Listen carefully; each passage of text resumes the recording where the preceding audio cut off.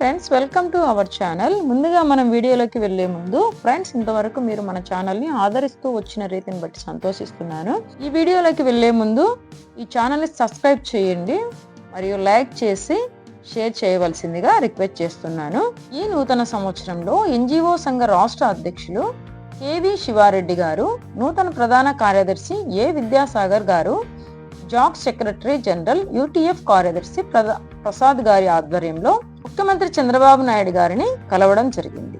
కలిసి నూతన సంవత్సర శుభాకాంక్షలు తెలియపరుస్తూ గత ప్రభుత్వంలో విడుదలకు నోచుకొని పెండింగ్ డిఏలు, GPF, APGLIC, surrender leaves, pending బకాయిలు, పిఆర్సి మరియు రాష్ట్రంలో కోర్టు ఆదేశాల మేరకు టర్మినేట్ చేయబడిన ఎంపీహెచ్ఏల తొలగింపు, కాంట్రాక్ట్ ఉద్యోగుల రెగ్యులైజేషన్ కొరకు జిపిఎస్ గెజెట్ ఆదేశాల మేరకు టర్మినేట్ చేయబడిన ఎంపీహెచ్ఏల తొలగింపు మరియు కాంట్రాక్ట్ ఉద్యోగుల రెగ్యులైజేషన్ కొరకు జిపిఎస్ గెజెట్ నిలుపుదల తదితర అంశాలపై ముఖ్యమంత్రి గారిని కలిసి వినతి పత్రాన్ని అందజేయడం జరిగింది.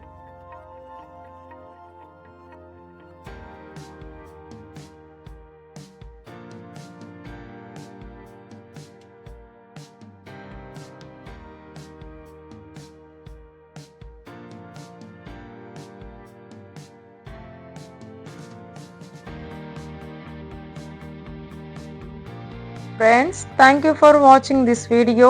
Thank you for your support and please subscribe and like and share please.